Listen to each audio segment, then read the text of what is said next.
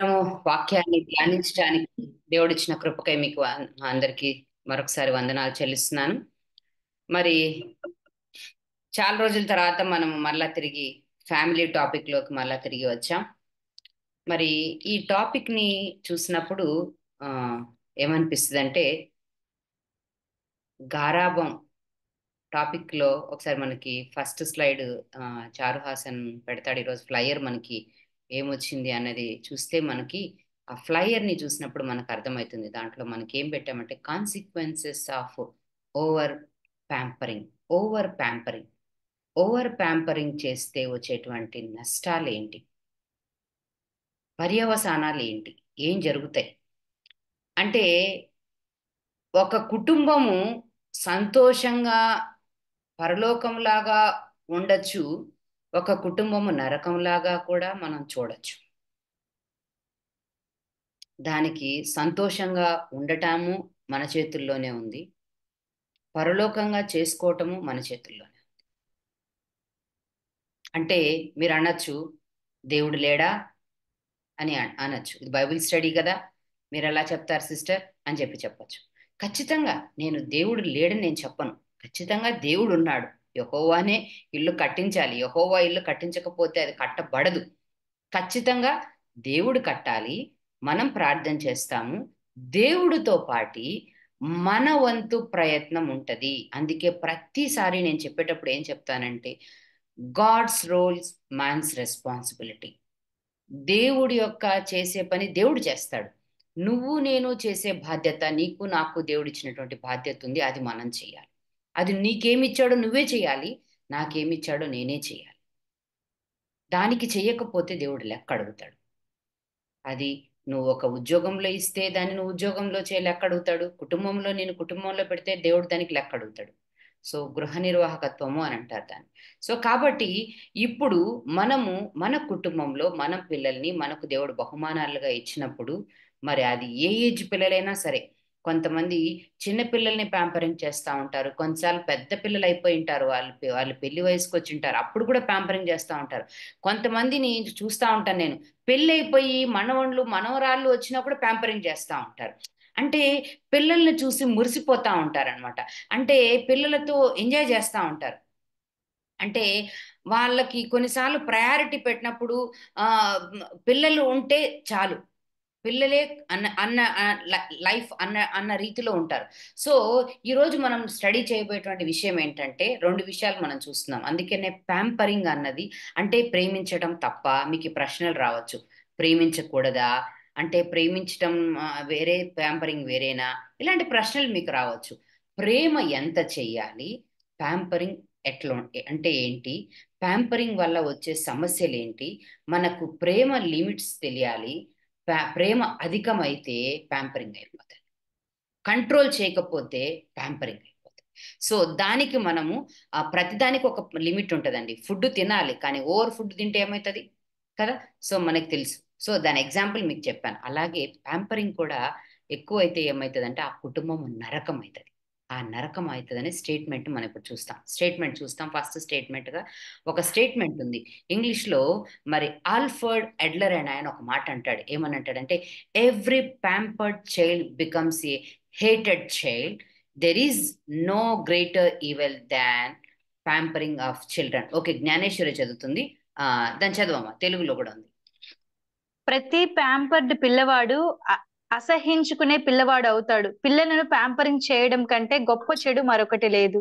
ఆ ఏంటంటే ప్రతి ప్యాంపరింగ్ చేసుకుంటే నువ్వు ఎంత చిన్నప్పుడు ఎంత ముద్దుగా గారాబం చేసి నువ్వు ప్యాంపరింగ్లు చేసేస్తావో, వాళ్ళు పగలు కొడుతున్నా, వాళ్ళు మొండి చేసినా, వాళ్ళు అలిగినా, కొంతమంది గోడకేసి కొట్టుకుంటారు, కొంతమంది మొబైల్ ఇవ్వకపోతే పేచీ పెడతారు, వాళ్ళకి ఇష్టమైంది చేయకపోతే గొడవ చేస్తారు, ఇష్టమైన చోటికి పోకపోతే చాలా చిరాకు పడతారు. అంటే వాళ్ళకి ఇష్టమైందే చెయ్యాలి. సో అది మీరు కంట్రోల్ చేయలేకపోతే వాళ్ళు పెద్దవాళ్ళు అయిన తర్వాత వాళ్ళు ఏమవుతారంటే తెలుసా, వాళ్ళే నిన్ను అసహించుకుంటారంట. వాళ్ళే నిన్ను అసహించుకుంటారు. అందుకే మీకు ఒక టైం ఉంటే నేను ఒక వీడియో కూడా చూపిస్తాను. అంటే పిల్లల్ని మనము, అది ఏ ఏజ్లో అయినా సరే, ఏ ఏజ్లో అయినా సరే, మనము కానీ మనం ప్యాంపర్డ్ చైల్డ్గా చేస్తే వాళ్ళే నిన్ను ద్వేషిస్తారు, నిన్ను అసహించుకుంటారు. ఎందుకు నువ్వు నన్ను దరిద్రంగా పెంచావంటారు. ఎందుకు నువ్వు నన్ను ముందే ఎందుకు కంట్రోల్ చేయలేదు, నువ్వు నన్ను ఎందుకు డిసిప్లిన్లో పెట్టలేదని వాళ్ళే మిమ్మల్ని అడుగుతారు. కాబట్టి జాగ్రత్త. రేపు మనల్ని నిలదీసే రీతిలో పరిస్థితిగా మనం ఉండకూడదు. అంటే మనం ఏం కావాలంట, మన పిల్లల్ని ప్యాంపరింగ్ అధికంగా చేయకుండా మనం ఈరోజు ఈ స్టేట్మెంట్ ద్వారా చూస్తాం. కాబట్టి పిల్లల్ని ప్యాంపరింగ్ చేయడం కంటే మరొక చెడు ఇంకోటి లేదంట. ఈవిల్, ఈవిల్, బ్యాడ్, ఇంకా దానికంటే ఇంకొకటి లేదు. చాలా మంది అది మర్చిపోతున్నారు. టైం ఇవ్వలేక ఇచ్చేస్తున్నారు, ఓపిక ఇవ్వలేక ఇచ్చేస్తున్నారు. కొన్నిసార్లు బిజీ అయిపోయి మొబైల్లో ఏదో చూసుకుంటూ వాళ్ళకి మాకు రిలాక్సేషన్ కావాలండి, మాకు టైం కావాలి, మేము వంట చేసుకొని టైర్డ్ అయిపోతున్నాం, మేము ఉద్యోగాలు చేసి టైం అయిపోతున్నాం, మాకు రిలాక్సేషన్ కావాలి. అట్లా వాడు చూసుకొని ఏదో ఒకటి అని చెప్పి వాళ్ళకి ఏం కావాలో వాళ్ళు అడిగింది ఇచ్చేసి ఏదో ఇలా అయిపోతున్నారు. అందుకే ప్యాంపరింగ్. చదువమ్మా. ఓవర్ ప్యాంపరింగ్ మంచి లేదా చెడ్డదా? అతిగా ప్యాంపరింగ్ చేయడం వల్ల పిల్లల్లో స్వాతంత్రం లోపిస్తుంది. తల్లిదండ్రులు తమ పిల్లల కోసం ప్రతిదీ చేసినప్పుడు వారు తమ స్వతంత్రంగా ఎలా చేయాలో నేర్చుకోరు. ఇది వారి అభివృద్ధికి ఆటంకం కలిగిస్తుంది మరియు వారు స్వయం సమృద్ధిగా పెద్దలుగా మారడం కష్టతరం చేస్తుంది. ఓవర్ ఓవర్ ప్యాంపరింగ్ కూడా పిల్లలలో ఆత్మగౌరవానికి దారితీస్తుంది. ఆ వాడు ఇంకా ఏమీ చేసుకోలేని చేతకాని చవటగా మనమే చేస్తాం. Over pampering, attention. అయ్యో వాడు తినలేడేమో, అయ్యో వాడు పోలేడేమో, అయ్యో వాడు చేయలేడేమో, వాడు రోడ్ దాటలేడేమో, వాడు ఇంకేం చేసుకోలేడేమో, వాడి చేత కాదేమో అని చెప్పి ప్రతిదీ మీరు అటెన్షన్ చేయటం మూలాన, అది మీ పాపైనా మీ బాబైనా, మీరు ఓవర్ ప్యాంపరింగ్ చేసి ఓవర్ కంఫర్ట్స్ ఇచ్చి ఓవర్ లగ్జరీస్ ఇచ్చి మీ స్తోమతకు మించి కష్టంలో పెరగాలండి పిల్లలు. నేను మాటి మాటికి చెప్తాను, కష్టంలో పెంచకుండా చాలా మంది ఏం చేస్తారంటే, మేము కష్టంలో పెరిగామక్క, మా పిల్లలు అలా కష్టంలో పెరగకూడదక్క అంటారు. అలా చేసే పిల్లలు పాడైపోతున్నారండి. నేను ఒక మాట చెప్పనా, డేవిడ్ ఎక్కడ పెరిగాడండి? పశువులు పశువులు గొర్రెలు కాసుకునే చోట కదా ఉన్నాడు, ఎక్కడో అడవుల్లో ఉన్నాడు కదా. ఎప్పుడు యెష్షయి పోయినప్పుడు ఎక్కడున్నాడు? గొర్రెలు కాసుకుంటా ఉన్నాడు, పిలుచుకొచ్చాడు, అక్కడ ఉన్నాడు. కానీ ఎక్కడ తీసుకొచ్చి పెట్టాడు డేవిడ్ని? రాజుగా చేశాడు. సలమోను చిన్నప్పటి నుంచే రాజమందిరంలో పెరిగాడు. చివరికి ఎండ్ లైఫ్ ఎలా ఉందండి? ఆలోచిద్దాం. అంటే మనం కంఫర్ట్స్ ఎక్కువగా ఇస్తే పిల్లల్ని మనమే పాడు చేసిన వాళ్ళం అయితాం. మన ఫైనాన్స్ తెలిసినప్పుడు, మన కంఫర్ట్స్ తెలిసినప్పుడు పాడైపోతారు పిల్లలు. కాబట్టి మనం లగ్జరీస్ ఇవ్వకుండా వాళ్ళకి నీడ్స్ని, వాంట్స్ అండ్ నీడ్స్ రెండు ఉంటాయి. నీడ్స్ని ఇవ్వండి. వాంట్స్, ఈరోజు ఈ మొబైల్ వద్దంటారు, రేపు ఇంకొక మొబైల్ కావాలంటారు. ఈరోజు ఇది కావాలంటారు, ఈ డ్రెస్ అంటారు, రేపు ఇంకోటి కాస్ట్లీ డ్రెస్ అంటారు. ఎక్కడి నుంచి తెచ్చి ఇవ్వగలం మనం? ఇంకొక స్కూల్కి వెళ్తారు, వాళ్ళు ఎవరో వేసుకొస్తారు, బర్త్డే గ్రాండ్గా సెలబ్రేట్ చేస్తారు, గిఫ్ట్స్ ఇచ్చారు అందరికీ, అది అలాగే చేయాలంటారు. మీ స్తోమత ఏంటో చెప్పకుండా మీరు ప్యాంపరింగ్ ఇచ్చేసారంటే రేపు వాళ్ళు ఇంకా పెద్ద పెద్ద హోటల్స్లో సెలబ్రేట్ చేయమంటారు. కాబట్టి పిల్లలకి మనము వాళ్ళ పనులు వాళ్ళు చేసుకునేలాగా కూడా చేయాలి. ఇక్కడ ఈ స్టేట్మెంట్ ప్రకారం చూస్తే వాళ్ళ పనులు వాళ్ళు చేసుకునేలాగా మనం వాళ్ళని ఎంకరేజ్ చేయాలి. వాళ్ళ పనులు వాళ్ళు చేసుకోగలగాలి, వాళ్ళు తిరగగలగాలి, వాళ్ళు నేర్చుకోగలగాలి, వాళ్ళు సెల్ఫ్గా వాళ్ళు చేయగలగాలి. అన్నీ మనమే చేసి పెడతా ఉంటే ఓవర్ ప్యాంపరింగ్ వల్ల వాళ్ళు చేత కాని వాళ్ళుగా మనమే చేసిన వాళ్ళం అవుతాం. నెక్స్ట్ చూస్తాం, చదువు. అతి గారాబం లక్షణాలు. ఇది సుపీరియారిటీ కాంప్లెక్స్ కి దారితీస్తుంది. ఏది కావాలంటే అది తేవలసిందే, జరిగిపోవాల్సిందే, జరగకపోతే అతి కోపం, తనకి మొదటి ప్రాధాన్యత ఇవ్వాలనుకుంటాం. అనుకున్నది అనుకున్నట్లు అయిపోవాలి, కొంచెం సమయం గాని వివరణ ఇచ్చేందుకు గాని అవకాశం ఇవ్వరు. గారాబంగా పెంచారు కాబట్టి తల్లిదండ్రుల సపోర్ట్ ఉంటుంది. ఇక్కడ కొందరు ఏంటంటే తల్లిదండ్రులు చాలా నాన్న, ఇక్కడి వరకు చూద్దాం. సుపీరియారిటీ కాంప్లెక్స్ అన్నది అంటారు, ఇక్కడ ఇంగ్లీష్ లో ఈ పదాన్ని వాడతారు. ఈ అతి గారాబం చేసే వాళ్ళలో ఉండే లక్షణాలు ఎక్కువగా వీడిలో గారాబం ఉంది అని మీకు యూట్యూబ్ లో కూడా ఉంటది. ఇది మళ్ళీ కావాలంటే వీడిలో గారాబం ఉందా లేదా అని చెక్ చేసుకోవడానికి ఈ లక్షణాలు మీరు అబ్జర్వ్ చేసుకోవచ్చు. వాడిలో ఎవరి పిల్లల్లో అయినా లక్షణాలు కనిపిస్తున్నాయా లేదా అనే దానికి, వాడికి ఏది కావాలంటే అది తేవాల్సిందే, జరిగిపోవాల్సిందే అనే వాడు డిమాండ్ చేస్తున్నాడు, జరగకపోతే కోపం వస్తా ఉంది వాడిలో అంటే, వాడికే ప్రాధాన్యత ఇవ్వాలని కోరుకుంటున్నాడు అంటే వాడిలో గారాబం వాళ్ళు చేశారు అని వాళ్ళ పేరెంట్స్ అర్థమైపోతారు. రెండోది, అనుకున్నది అనుకున్నట్టు అయిపోవాలి వాడికి. సమయం వాడికి లేట్ అయిపోతే వాడు ఒప్పుకోడు. వాడికి ఇంకా మళ్ళీ వినడానికి కూడా వేరే వాడి ఎక్స్ప్లెనేషన్ పేరెంట్స్ చెప్పేది కూడా వినడానికి ఇష్టపడ్డు. That is second hint. ఈ లక్షణాలు మనకు కనిపిస్తాయి. కాబట్టి జాగ్రత్త. మనము ఇవన్నీ కూడా మన సింబల్స్ గా మనం చూస్తాం తర్వాత. అదే కొందరు తల్లిదండ్రులు sorry sorry third last point మన రిపీటెడ్ స్లైడ్ లో లాస్ట్ పాయింట్.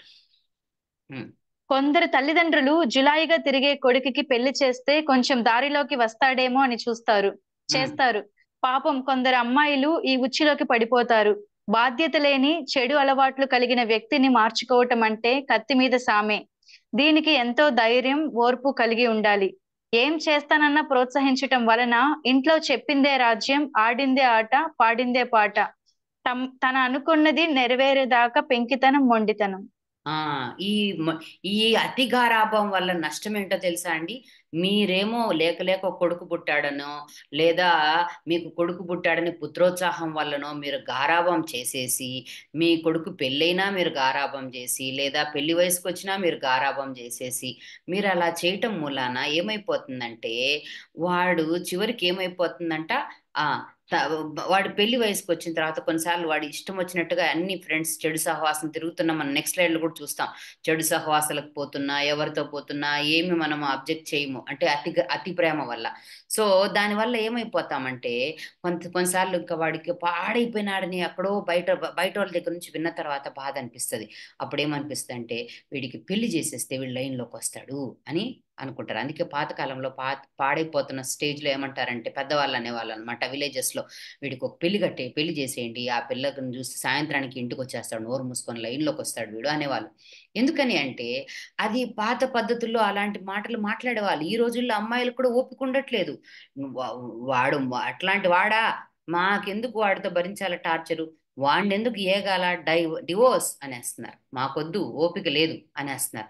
కాబట్టి మరి అలాంటి మైండ్ సెట్స్ కొంతమంది పేరెంట్స్కి ఉంది. వాళ్ళు గారాబం చేసి పాడు చేసి మళ్ళీ అమ్మాయి ఎప్పుడో వచ్చిన అమ్మాయి ఎందుకు మార్చుకోవాలి, ఆ అమ్మాయి మార్చుకుంటదిలే అన్న పరిస్థితికి వెళ్ళిపోతున్నారు. కత్తి మీద సామే ఈ పరిస్థితి.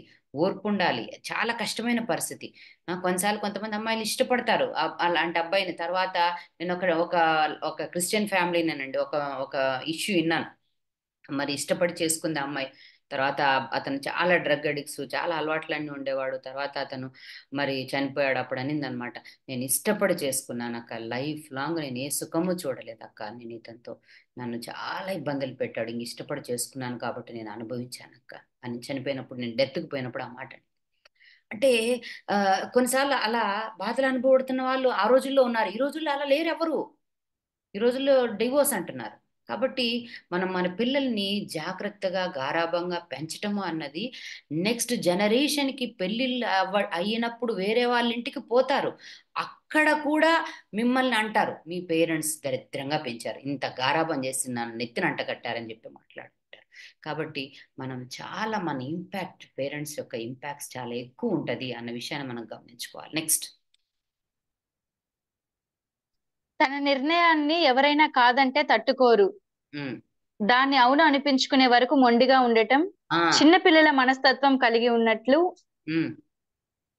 ఎదిగినా చిన్నపిల్లల కోరికలు కోరి అది ఆశించే వరకు పట్టుదల ఉండటం. బెదిరించి, భయపెట్టి, బాధ పెట్టి పొందాలనుకోవటం అనేది చిన్నప్పటి నుంచి అలవాటు అగును. చాలు. ఇక్కడ నేను ఏంటంటే చెప్పినట్టు చాలు చెయ్యి. చాలు చాలు చాలమ్మ. ఇక్కడ తన నిర్ణయాన్ని ఎవరైనా కాదంటే తట్టుకోరు, నో అంటే కుదరదు. ఎందుకంటే చిన్నప్పుడు నువ్వు అడిగినవన్నీ ఇచ్చినావు, నీ స్తోమత డబ్బులు పెద్దగా అయ్యే కొద్ది డబ్బులు ఖర్చులు పెరుగుతా ఉన్నాయి. వాడికి నువ్వు 10 రూపాయలు ఇచ్చావు, రేపు వాడు 1,00,000 రూపాయలు అడుగుతున్నాడు, నీకు స్తోమతలో డబ్బులు 1,00,000 రూపాయలు నువ్వు పెట్టలేకపోతున్నావు. నేను ఇవ్వలేను రా అంటావు. నువ్వు ఇవ్వలేను రా అంటే వాడు ఒప్పుకోడు. నువ్వు వాడికి అడిగిన దాన్ని నువ్వు కాదంటే వాడు ఒప్పుకోడు, తట్టుకోడు, ఒప్పుకోడు. ఇంట్లో నువ్వు చెయ్యిని తాకట్టు పెట్టైనా ఉంగరం పెట్టైనా ఇవ్వాల్సిందే. వస్తువులు పగలగొట్టేస్తాడు, నీ తలకాయ పగలగొట్టేస్తాడు. అందుకే నేను చెప్పింది, శత్రువు అవుతాడు, ఈవిల్. నీ కుటుంబము పరలోకమా నరకమా అన్నది మన చేతుల్లో ఉంది అని అందుకే చెప్పింది. నువ్వు అతి గారాబం చేస్తే అవును అని నువ్వు చేస్తాను అని అనిపించుకునేవాడుకు వాడు మొండిగానే కూర్చుంటాడు. తర్వాత చిన్నపిల్లల మనస్తత్వం కలిగి ఉంటారు. ఎంత ఎదిగినా కూడా ఇంకా నువ్వు చేసే వరకు పట్టుదల అలిగి కూర్చుంటారు, అన్నం తినరు. కొన్నిసార్లు పేరెంట్స్ ఇంకా అన్నం తినకపోతే అయ్యో వీడు చచ్చిపోతాడేమో అనుకొని ఫీల్ అయిపోయి ఒక పూట 2 పూటలు అన్నం తినకపోతే నలిగిపోతా ఉంటారు. తినకపోతే పోని వాడి కడుపే కాలుతుంది కదా, వస్తాడు. పేరెంట్స్ అయ్యో పాపం అక్క, ఒక రోజంతా తినలేదు అక్క, వాడు తినకపోతే ఏమవుతుంది, ఆకలిస్తే వస్తాడు, వాడే తింటాడు. ఈ రోజుల్లో ఏమైందంటే పిల్లలకి ఏం చేసుకుంటారు, ఏమైపోతాడో, చచ్చిపోతాడేమో, సూసైడ్ చేసుకుంటాడేమో, మనమే లేనిపోని థాట్స్, లేనిపోని భయాలు మనకే. ఆ వాడెవడో చేసుకున్నాడు, ఆ పేపర్లో ఉంది, ఈ న్యూస్ పేపర్లో ఉంది, మనమే లేనిపోని చూసి అవి భయపడిపోయి వాళ్ళకి ప్రేమ చూపించాలి. ఖచ్చితంగా ఖచ్చితంగా 100% ప్రేమ చూపించాలి. ప్రేమతో కూడినటువంటి డిసిప్లిన్ చేయాలి. ప్రేమతో కూడిన డిసిప్లిన్ చేయాలి. గారాబం చేస్తే వచ్చే నష్టాలు ఏంటో మనం చూస్తా ఉన్నాం ఇప్పుడు. కాబట్టి ప్రేమ ఉండాలి, డిసిప్లిన్ చేయాలి. కానీ గారాబం చేస్తే వాడు నీకే శత్రువు అవుతాడు అన్నది మనం ఈరోజు బైబిల్ ఎగ్జాంపుల్ కూడా చూస్తాం. తర్వాత చదువమ్మ. నేను చెప్పినట్టు చెయ్యి, నాకు కావాల్సింది ఇవ్వు, లేకపోతే అని బెదిరిస్తారు. ఉమ్, కోరినది నచ్చితేనే సంతృప్తి, సర్దుబాటు తక్కువ. ఉమ్. బలహీనతను ఉపయోగించుకోవటం, ప్రమాదం కలుగజేస్తామని భయపెట్టటం. ఆ, కావాల్సింది ఇస్తావా సస్తావా అంతే. నాకు కావాలా, నువ్వు ఇస్తావా సస్తావా. ఇలాంటి ఫ్యామిలీస్ నా దగ్గర చాలా కౌన్సిలింగ్ ఉన్నాయండి. చిన్నప్పుడు ఇచ్చేసామక్క, మాకు డ్యూటీస్కి వెళ్తా టైం లేక, ఇప్పుడు మేము ఆపుకోలేకపోతున్నా, ఏం చేయాలా అంటారు. ఏం చేయాలా, ఇచ్చేయండి, ఇచ్చేసారు కదా అంటాం. ఇంకేం చేస్తారు పాపం, వాడు వయసుకు వచ్చేసాడు, వాడిని ఆపలేరు. అందుకే మొక్కై వంగంది మానే వంగున. గుర్తుపెట్టుకోవాలి, పెద్దవాళ్ళు చాలా ఊరికే చెప్పలేదండి కొన్ని సామెతలు. నెక్స్ట్ స్లైడ్ చూస్తాం. కాబట్టి మనము చాలా ప్రతి విషయములో కేర్ఫుల్గా ఉండాలి. చదువుదాం కారణాలు. కారణాలు: తల్లి లేక తండ్రి చనిపోవటం వలన, ఒకతే కూతురు కొడుకు అవటం వలన, మంచి ఆర్థిక స్తోమత ఉండటం వలన, సుఖంగా పెంచాలని, ఏ లోటు లేకుండా పెంచాలనే తపనతో గారాబం చేయటం, ఉమ్. అవసరానికి మించి ధనం, స్వేచ్ఛ ఇవ్వటం వలన బాధ్యత లేని వ్యక్తిగా తయారవ్వటం.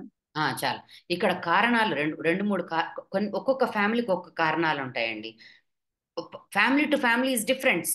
కొంతమంది కష్టంలో నేను పెరిగాను, నా నా నా బిడ్డ నాలాగా పెరగకూడదు అక్క, కష్టంలో సుఖంగా ఏసీలో ఉండాలి, కంఫర్టబుల్ లైఫ్ ఉండాలి అనుకునే వాళ్ళు కొంతమంది ఉంటారు. ఏ కష్టం, మంచి ఇంగ్లీష్ కాన్వెంట్లో నేను తెలుగు మీడియం చదువుకున్నాను, నా బిడ్డ అలా ఉండకూడదు అని అలా అనుకోవటము కొంతమంది ఉంటారు. నిజమే, నేను ఎడ్యుకేషన్ తప్పని చెప్పను. అంటే అలా వాళ్ళ స్తోమతకు మించి కంఫర్ట్స్ లో గారాబం చేస్తుంటే కూడా కొన్నిసార్లు కరెక్షన్ చేయడానికి అతి ప్రేమతో వాళ్ళు కరెక్షన్ కూడా చేయరు. సో అలా కొంతమంది ఉంటారు. కానీ ఇక్కడ ఏమంటున్నారంటే తల్లి లేక తండ్రి చనిపోవటం వలన, కొన్నిసార్లు అమ్మ లేదు, అమ్మ చనిపోయింది అనుకో, నాన్న పాపం తల్లి లేని బిడ్డ కదా, ఇప్పుడు నేను ఏమన్నా అన్నానంటే వాడు అమ్మ గుర్తొచ్చి బాధపడతాడేమో అని చెప్పేసి, సరే పోరా అబ్బా తీసుకోపో, పోరా అని చెప్పి మళ్ళా వాళ్ళ అమ్మ ఉంటే అలా ఇచ్చేది కదా, చేసేది కదా అని చెప్పేసి ఇచ్చేస్తా ఉంటారు ఫాదర్స్. సో అదొక విధంగా పాడవుతారు. అందుకనే తల్లి లేకపోతే పాడవుతారని చెప్తా ఉంటారు. కొన్నిసార్లు తండ్రి లేకపోతే కూడా మరి డిసిప్లైన్ చేస్తూ ఉంటాడు ఫాదర్, చాలా స్ట్రిక్ట్గా ఉంటాడు. అమ్మ బయట కనిపెట్టుకోలేదు, అబ్బాయిలు బయట ఎవరితో తిరుగుతారో ఏం చేస్తారో తెలియదు. సో ఇలాంటప్పుడు కూడా ఆ, వాళ్ళ ఆర్థిక స్థితిగతులను బట్టి కూడా ఇలా అయిపోతా ఉంటారు. కాబట్టి మరి ఆ తల్లిదండ్రులు లేకపోతే కూడా అతి గారాబం చేస్తారు. ఎవరు లేకపోయినా కూడా అవసరానికి మించి ధనం ఇవ్వటం వల్ల కూడా మరి బాధ్యత లేని వ్యక్తిగా తయారు చేస్తా ఉంటారు. పరిష్కారం చదవం. మ్యూట్ లో పెట్టు, పరిష్కారం: మ్యూట్ లో తల్లిదండ్రుల మ్యూట్ లో. జోక్యం తగ్గించాలి. తల్లిదండ్రులు సపోర్ట్ చేయటం తగ్గించాలి. ఉమ్, సైకలాజిస్ట్ కౌన్సిలింగ్ ద్వారా కూడా సమస్య అదుపు చేయవచ్చు. ఉమ్. ఆధ్యాత్మిక ప్రవచనాలు వినటం, సత్సాంగత్యం వలన సమస్య అదుపులోనికి వస్తుంది. ఆ, తల్లిదండ్రుల జోక్యాన్ని మనము దీని విషయంలో ఎక్కువగా తగ్గించాలి. సో వాడు తినట్లేదు అంటే, మన పిల్లవాడు తినట్లేదు అంటే, వాడు అలిగాడు అంటే వదిలేయండి కొంతసేపు. వాడే వస్తాడు, వాడికి ఆకలి వాడికి తెలుసు. ఒక పూట ఉంటాడు, రెండో పూట ఉంటాడు, మూడో పూట వాడికి ఆకలిస్తుంది, వాడు వచ్చేస్తాడు తింటాడు. కాబట్టి మీరేం అడుక్కోబర్లేదు. మీరు అడుక్కున్నామంటే వాడు ఇంకా ఓహో నాకు పవర్ వచ్చింది అనుకుంటాడు. కాబట్టి వాడికి పవర్ మీరు ఇవ్వద్దండి. వాళ్ళు అలిగాడు అంటే అలిగినోడు ఖచ్చితంగా వస్తాడు. సో మొండి చేసి అలిగినప్పుడు, మీరు ఒక వస్తువు కోసం పట్టుదల పట్టి అది కావాలి అని అలిగాడు అంటే మీకు అలకలో చాలా తేడాలు ఉంటాయి. సో పట్టుదల పట్టి మొండితో గారాబంతో అలిగాడు అన్నప్పుడు బెటర్ మీరు ఆ టైంలో మీరు మాట్లాడకుండా మీ మాట మీద, మీరు ఏ మాట చెప్పారో ఆ మాట మీద స్ట్రిక్ట్గా ఉండండి. అలాగే మరి కామ్గా ఉండిపోండి. దెన్ వాడే కామ్గా అయిపోయి, ఓహో ఇంకా నా అలక కుదరలేదు, మా మమ్మీ డాడీ యాక్సెప్ట్ చేయట్లేదు, వాళ్ళు ఆ మాట మీదే ఉన్నారు, వాళ్ళు అదే స్టాండ్ మీద ఉన్నారు అని చెప్పి వాడే నిదానంగా సరి చేసుకొని వస్తాడు. కాబట్టి మరి తల్లిదండ్రుల జోక్యాన్ని కొంచెం తగ్గించుకోవాలి, వాళ్ళ సపోర్ట్ చేయటం కూడా కొంచెం తగ్గించుకోవాలి. సో కొన్నిసార్లు ఆ నాన్న క్రమంగా పెట్టడానికి ట్రై చేస్తూ ఉంటాడు. ఆ టైంలో అమ్మ ఏం చేస్తుందంటే, అయ్యో పోనీలేండి అని మధ్యలో పోయి మాట్లాడుతుంది. అంటే నాన్న చేసేది తప్పన, అంటే నాన్న కరెక్ట్గా డిసిప్లైన్లో పెట్టడానికి ట్రై చేస్తుంటాడు. సో ఆ టైంలో మదర్ వెళ్ళి మధ్యలో ఇంటర్ఫియర్ అవుతుంది. సో డిసిప్లైన్ చేసేటప్పుడు ఫాదర్ చేస్తున్నప్పుడు మదర్ కామ్గా ఉండటానికి ప్రయత్నం చేయాలి. సో కొన్నిసార్లు ఆడవాళ్ళు మనం గమ్మునుండము, ఖచ్చితంగా మాట్లాడతాం. సో ఆ టైంలో మనం ఖచ్చితంగా మౌనంగా ఉండటం మంచిది. సో ఆ డిసిప్లైన్ ఎవరు చేస్తున్నారో ఖచ్చితంగా వాళ్ళ తప్పుని ఖండిస్తున్నప్పుడు, అడుగుతున్నప్పుడు, అది ఫాదర్ అయినా మదర్ అయినా, పక్కన ఉన్నటువంటి పేరెంట్, ఆపోజిట్ మదర్ అయినా ఫాదర్ అయినా కామ్గా ఉండాలి. సో అలా ఉన్నప్పుడు ఓకే అనుకుంటారు. లేకపోతే మనం కొంచెం సపోర్ట్ చేయటం, పక్కన మదర్ కానీ ఫాదర్ కానీ మొదలు పెట్టినప్పుడు వెంటనే వాడు ఏమవుతాడు, పక్కన మళ్ళీ మదర్కి ఫాదర్కి వెళ్ళిపోవటం జరుగుతుంది. కాబట్టి మళ్ళీ హెల్ప్ తీసుకోవటం, మెల్లగా మళ్ళీ వెళ్ళి మమ్మీ దగ్గర పోయి, మమ్మీ నాకు ఇది కావాలి, డాడీలో తిట్టాడు చూడని చెప్పి మళ్ళీ వెళ్ళి చెప్పడం మొదలు పెడతారు. సో దానివల్ల ఏమవుతుందంటే ఈవెన్ హస్బెండ్ అండ్ వైఫ్ మధ్య కూడా ప్రాబ్లమ్స్ వస్తాయి. కాబట్టి మనము ఇలాంటి ఇష్యూస్ని చాలా జాగ్రత్తగా మనము హ్యాండిల్ చేయాల్సిన విషయాలు ఉంటాయి. తర్వాత మనం వీలైన ఇట్లాంటి ఎక్కువ అతిగారాబం ఉన్న వాళ్ళకి మనం కౌన్సిలింగ్ ద్వారా కూడా మనము ఇలాంటి వాటిని అదుపు చేయవచ్చు. సో కొన్నిసార్లు ఇంట్లో వాళ్ళతో ఈ సమస్యలు పరిష్కరించబడవు, మరి బయటకు మనం కౌన్సిలింగ్కి తీసుకెళ్ళినప్పుడు ఖచ్చితంగా వీటిని మనం కౌన్సిలింగ్ ద్వారా పరిష్కరించవచ్చు. Okay, next. ఉదాహరణ, అతి గారాబం వంటి వాతావరణంలో పెరిగిన అమ్మాయి ఉదయాన్నే నిద్ర లేచేది కాదు, ఇంట్లో ఒక్క పని చేసేది కాదు, ప్రతిదీ అత్త చెబితేనే చేసేది, అత్త తనకు పనులు చెబుతుందని తల్లికి ఫోన్ చేసి చెప్పుకునేది, ఇంటి పనులు నేనే ఎందుకు చేయాలని అత్తతో భర్తతో వాదించేది, చిన్నతనం ఇంకా పోలేదు, అందరూ తన మాట వినాలనుకోవటం, భర్తను దూరంగా ఉంచితే ప్రేమ పాడవుతుందనుకోవడం, బెదిరించి భయపెట్టి ప్రేమను పొందాలనుకోవటం వలన గొడవలు, ఈ మధ్య కాలంలో అతి గారాబం వలన విడాకులు ఎక్కువ అవుతున్నాయి. చూస్తే మొదట మనకి చాలమ్మా, ఇక్కడ ఈ కుటుంబ సమస్యలు పెరిగిపోవటానికి కూడా కారణం ఏంటంటే పేరెంట్స్ పిల్లల్ని పెంచిన విధానమే. సో అమ్మాయిలు అతి గారాబము, వాళ్ళని లేపకుండా పోవటం, వాళ్ళకి డిసిప్లిన్ లేకుండా పోవటం, ఆ అమ్మాయి కూడా అక్కడికి పోయిన తర్వాత కూడా అత్తగారింటికి పోయిన తర్వాత కూడా లేకుండా పోవటం. సో అలా పెరిగిన వాతావరణం ఎలా ఉందో పుట్టింట్లో అలాగే ఉండటం, అక్కడ ఏమన్నా పనులు చెప్తే, అక్కడ ఏమన్నా కసురుకుంటే, అక్కడ ఏమన్నా వాళ్ళ మీద కంప్లైంట్స్ చెప్పటం, సో అది తట్టుకోలేకుండా పోవటం, ఇవన్నీ కూడా సరే కొన్నిసార్లు పేరెంట్స్ కూడా అడ్వైజెస్ ఎట్లా అంటే ఇస్తారంటే, అమ్మలు వాడిని కొంచెం మీ హస్బెండ్ కొంచెం దూరం పెట్టి దెబ్బకు లైన్లోకి వస్తాడులే, ఇలాంటివి చెప్తా ఉంటారనమాట. సో దానివల్ల ఏమైపోతారంటే అది నిజం అనుకొని వాళ్ళు దూరం పెట్ట మొదలు పెడతారు. వాడేమైపోతాడు, వాడు చూస్తాడు, వాడు ఇంకొక అమ్మాయితో పోయి ఎవరితోనే అఫైర్ పెట్టుకుంటాడు. దీనివల్ల ఏమైపోతున్నాయంటే చివరికి దూరం పెట్టడం మూలాన నాకు ఫ్యామిలీ సెట్ అవుతుంది, నా హస్బెండ్ నాకు దగ్గరికి వస్తాడు అని అనుకుంటారు. సో దీనివల్ల కూడా సమస్యలు వస్తాయి. అంటే ఎక్కడి నుంచి రూట్ కాజ్ ఉంది అంటే అతి గారాబము అన్నది, అంటే ఒక కుటుంబ సమస్యకి కూడా, అంటే చిన్నప్పుడు నువ్వు డిసిప్లైన్ చేయకపోవటం మూలాన, మరి ఆ అతి గారాబంలో పెంచటం మూలాన మరి ఆడపిల్లలైనా అది మగపిల్లలైనా మరి ఆ కుటుంబ సమస్యలకి ఎక్కడికి వెళ్ళిపోయిందంటే చివరికి విడాకులకి కూడా వెళ్ళిపోతా ఉంది ఈ రోజు దేశ పరిస్థితులకి అనేది మనము చూస్తా ఉన్నాం. తర్వాత మొదట అమ్మాయి పుడితే రెండో సంతానం ఆపేస్తున్నారు, కావున ఒక్క అమ్మాయే కాబట్టి గారాబంగా పెంచుతున్నారు. చిన్న ఇబ్బంది మొదలైతే చాలు తల్లిదండ్రులకు మినిట్స్ కి అప్డేట్ చేయటం వలన తల్లిదండ్రుల జోక్యం పెరిగి చిన్న పుండుని పెద్దదిగా చేస్తున్నారు. ఈ రోజుల్లో సింగిల్ చైల్డ్, నేను ఈ విషయము నిజంగా చాలా మంది సింగిల్ చైల్డ్కి ఆపేస్తున్నారండి. యాక్చువల్గా అయితే మరి ఇద్దరు పిల్లలు ఉండటం అన్నది, ఒకప్పుడైతే 5 మందిని 7 మందిని కనేవాళ్ళు, ఇప్పుడు నేను 5 మంది 7 మంది చెప్పట్లే, కానీ ఇద్దరు పిల్లలు ఉండటం వల్ల ఏమవుతుందంటే ఒకరికొకరు ఆడుకోవటం, ఒకరికొకరు మాట్లాడుకోవటం, లేకపోతే ఏమవుతుందంటే మొబైల్కి అడిక్ట్ అయిపోతారు. ఎవరితో మాట్లాడుకోవాలి, ఎవరితో ఆడుకోవాలి, అపార్ట్మెంట్ కల్చర్ వచ్చేసింది, ఇంట్లోనే ఉంటారు, లేదంటే అమ్మ నాన్న డ్యూటీకి వెళ్ళిపోతారు. సో కాబట్టి వాడు ల్యాప్టాప్లోనే మొబైల్లోనే ఉంటారు. కాబట్టి సిబ్లింగ్స్ అనేది అనేది ఉంటే ఫైట్ చేసుకుంటారు, మాట్లాడుకుంటారు, అండర్స్టాండింగ్ ఉంటది, ఆడుకుంటారు. సో కలిసి స్కూల్కి వెళ్తారు. సో అది చాలా మంచి అండర్స్టాండింగ్ తో ఉంటది. కాకపోతే ఈ రోజుల్లో మరి సింగిల్ చైల్డ్ మూలాన వాళ్ళు ఏమైపోతుందంటే గారాబం, అతి గారాబం చేస్తున్నారు. ఒకటే బిడ్డ కదా, లేక లేక పుట్టింది, ఇంకెవరిని మేము కనలేదక్క, ఇంక ఈ బిడ్డే చాలనుకున్నామక్క, ఈ బిడ్డను మంచిగా పెంచితే చాలక్క అని అంటారు. మరి ఈ బిడ్డను మంచిగా పెంచితే చాలు, కానీ మంచిగా పెంచటము అన్నది ఎలా అయిపోయిందంటే అతి గారాబంతో అయిపోయి, ఇంకా ఈ బిడ్డే లైఫ్, ఈ ఇదే వీడే మా లైఫ్, ఈ అమ్మాయే మా లైఫ్ అనే పరిస్థితికి అయిపోయి అతి గారాభం వల్ల ఏమైపోయిందంటే మరి ఆ పిల్లలు మరి వాళ్ళని మనం చేజేతులా పాడు చేసుకుంటున్న పరిస్థితి అయిపోతుంది. మనకు ఇంకా కొంత సమయంలో బైబిల్ కూడా మనం క్యారెక్టర్ కూడా చూసుకొని ముగించుకుందాం. చదవం నెక్స్ట్. ప్యాంపరింగ్ మరియు ప్రేమ సంబంధిత భావనాలు కానీ వాటి స్వభావం మరియు వ్యక్తీకరణలో విభిన్నంగా ఉంటాయి. ప్యాంపరింగ్ నిర్వచనం: ప్యాంపరింగ్ అనేది ప్రత్యేక శ్రద్ధ లేదా లగ్జరీతో ఎవరైనా పాల్గొనడాన్ని సూచిస్తుంది. ఇది తరచుగా ఒక స్పాడే, ఒక మంచి భోజనం లేదా బహుమతులు వంటి సౌకర్యం లేదా ఆనందం అందించడం కలిగి ఉంటుంది. ఫోకస్: శ్రావ్యమైన చర్యల ద్వారా ఒకరి శారీరక లేదా మానసిక శ్రేయస్సును మెరుగుపరచడంపై దృష్టి సాధారణంగా ఉంటుంది. ప్రేమ నిర్వచనం: ప్రేమ అనేది శ్రద్ధ, ఆప్యాయత మరియు అటాచ్మెంట్ యొక్క లోతైన భావన ద్వారా వర్గీకరించబడిన లోతైన భావోద్వేగ కనెక్షన్. ఇది శృంగార ప్రేమ నుండి కుటుంబ ప్రేమ మరియు స్నేహం వరకు అనేక రకాల భావాలను కలిగి ఉంటుంది.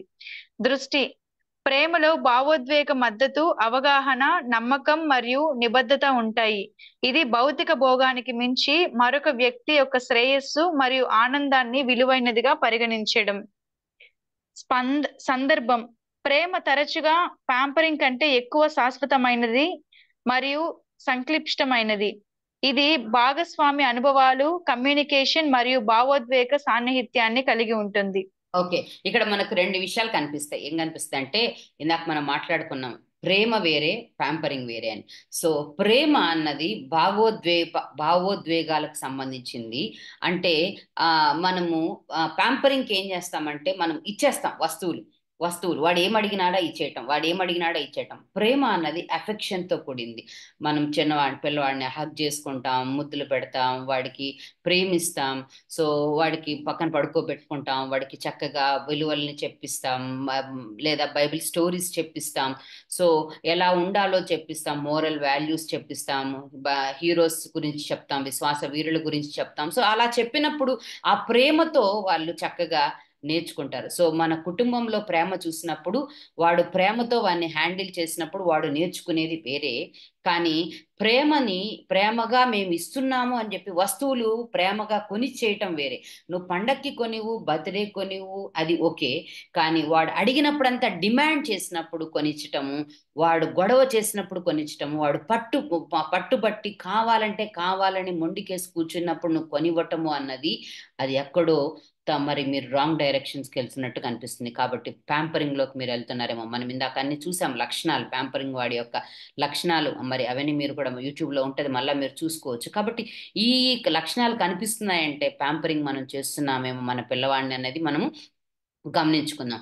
మరి మనం బైబిల్ నుంచి చూస్తాం. ఇంకొక స్లైడ్ ఉంది కదా అనుకుంటున్నానా చారు? ఓకే, బైబిల్లో 1 సెకండ్, 2 సమూయేలు చదువుతావమ్మా 14, 2 సమూయేలు 14:25 నుంచి చదువుతావా? ఆంటీ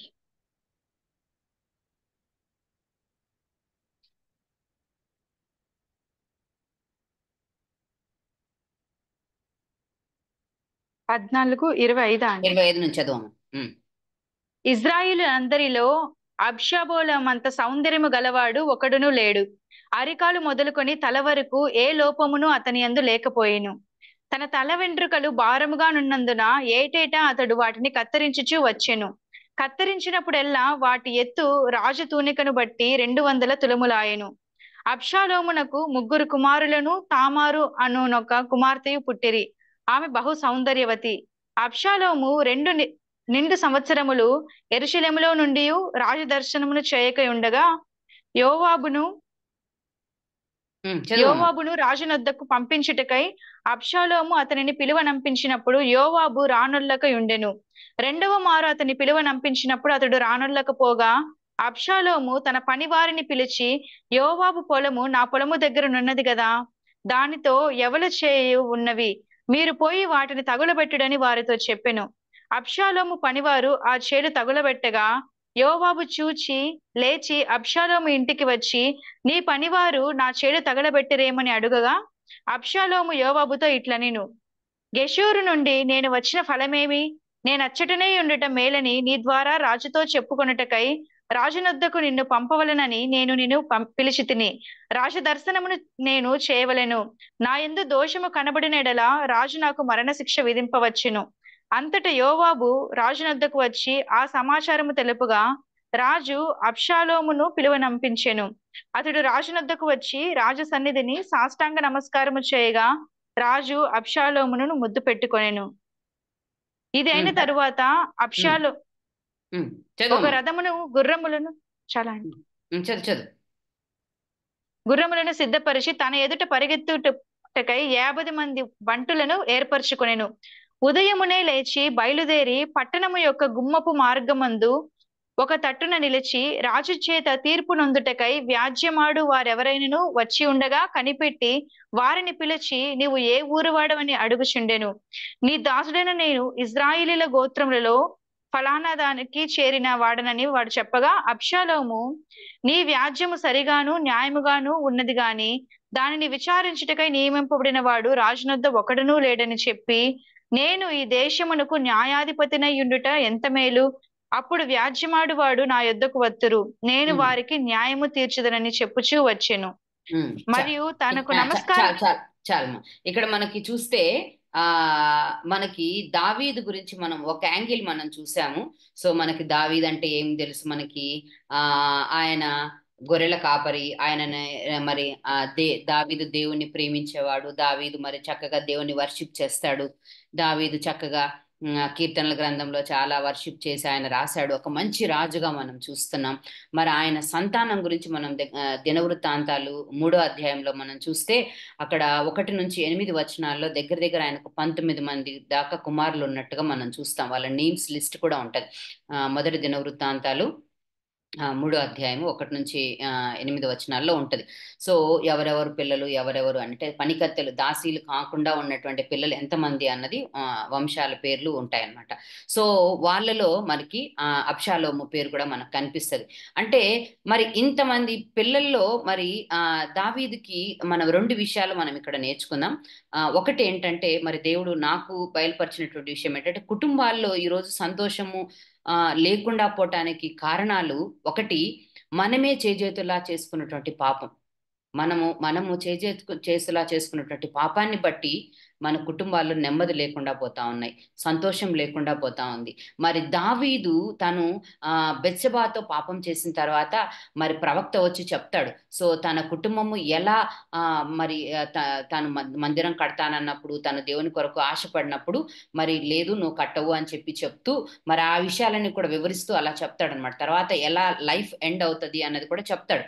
సో అంటే మరి తను చేసుకున్నటువంటి దానికి కాన్సిక్వెన్సెస్ ని తర్వాత కూడా మనం లైఫ్ లో మనం చూస్తాం. డేవిడ్ లైఫ్ లో, మన జీవితంలో కూడా ఒకవేళ మనం ఎక్కడైనా తప్పు చేసింటే మన కుటుంబ జీవితంలో మన పిల్లలు పెంచడం విషయంలో కానీ ఒకవేళ అనుకోవచ్చు ఇంతసేపు ఎవరైనా గారాబం మేము చేశాము, మరి ఇప్పుడు మాకు పరిష్కారం లేదా అని మీరు అనుకుంటా ఉండొచ్చు. కానీ దేవుడి దగ్గర పశ్చాత్తాపడితే దేవుడు తప్పకుండా మన తప్పిదాలని క్షమించే దేవుడు, మన పాపాలని క్షమించే దేవుడు, తిరిగి మనకి కుటుంబాలని కట్టే దేవుడు.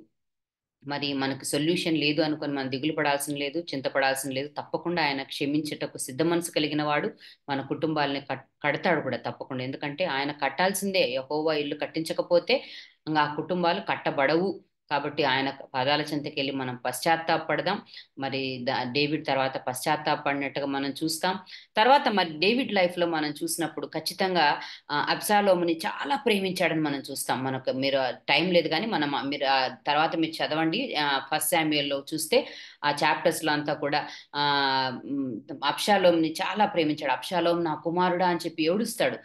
అంటే ఎందుకని అంటే అక్కడ కుమారులలోనే మరి ఒక బ్రదర్ మరి ఉన్నటువంటి ఒక ఒక ఒక అమ్మాయి పైన మరి ఇష్టపడటం, మోహించటం, తర్వాత అబ్షాలోం కుమార్తె తర్వాత మళ్ళీ అవ్వటం, తర్వాత ఆ బ్రదర్ని మళ్ళీ వెళ్ళి చంపటం.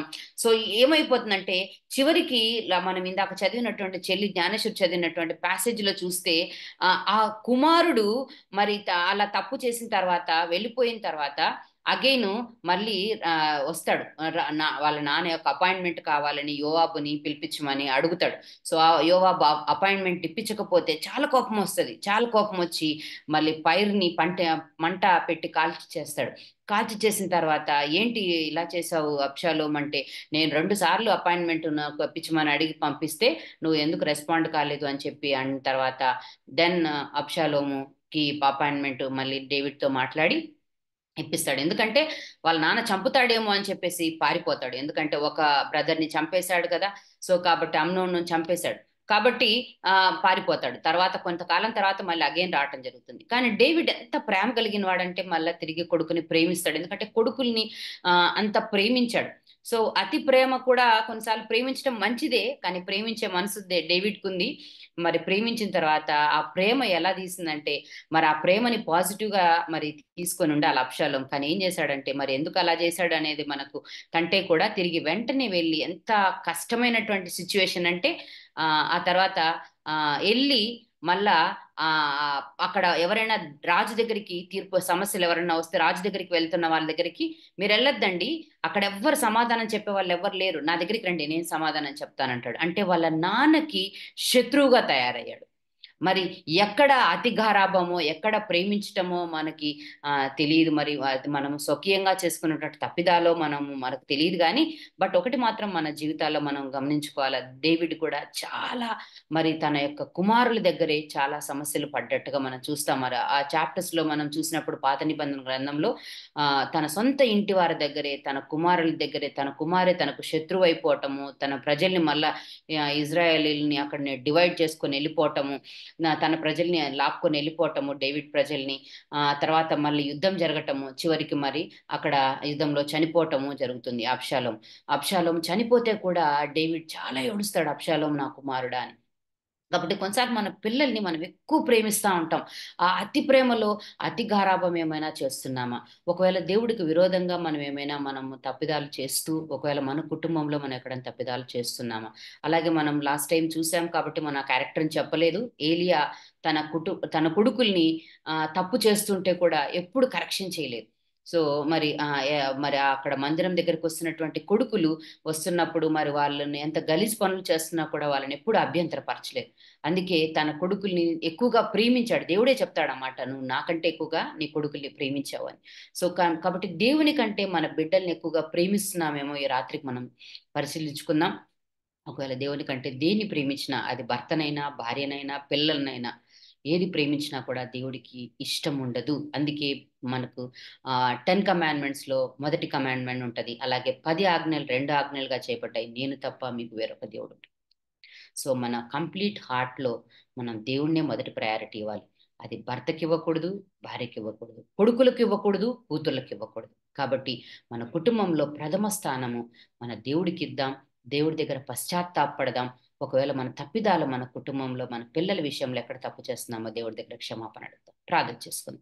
పరిశుద్ధుడి ఒక దేవ, ప్రేమ కలిగిన తండ్రి, మీకు వందనాలు, స్తోత్రాలు. ఈ రాత్రికాల సమయంలో ప్రభా మన తప్పిదాలు దోషాలు దయతో క్షమించండి. ప్రభా మేము ఎక్కడ కుటుంబాలు కట్టుకోవడంలో తప్పు చేశామో దయతో క్షమించండి అయ్యా. తండ్రి నైనా మరి ఏలి తన కుటుంబాల పిల్లల విషయంలో ప్రభా నైనా మీకంటే ఎక్కువ ప్రేమించాడు ప్రభా. డేవిడ్ అబ్షాలోముని ఎక్కువగా అధికంగా ప్రేమించాడు ప్రభా.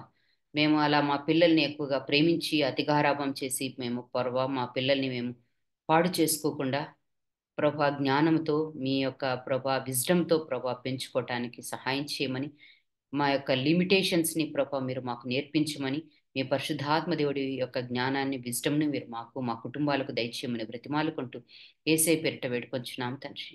ఆమేన్.